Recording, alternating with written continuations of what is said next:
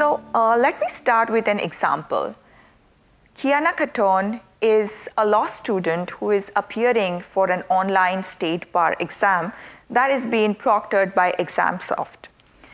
She has to expose herself directly to a very bright light so that her skin tone doesn't interfere with ExamSoft's image recognition technology. This prolonged exposure ended for her with headaches and caused her a lot of distress and gave other students an unfair advantage over her. There are many such examples here that we can look at. There is an AI system used to write news articles that ended up spreading misinformation.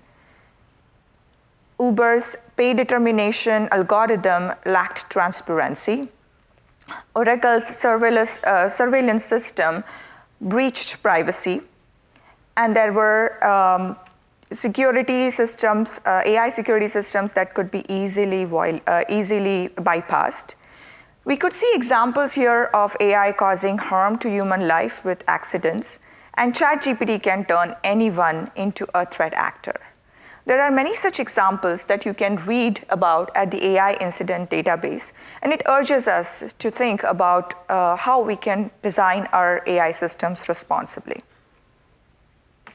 So AI incidents, apart from causing a lot of monetary loss in terms of fines, lawsuits, losing trust with our customers, also result in harm to our society with causing harm to human life, spreading misinformation, violating privacy and security, and more.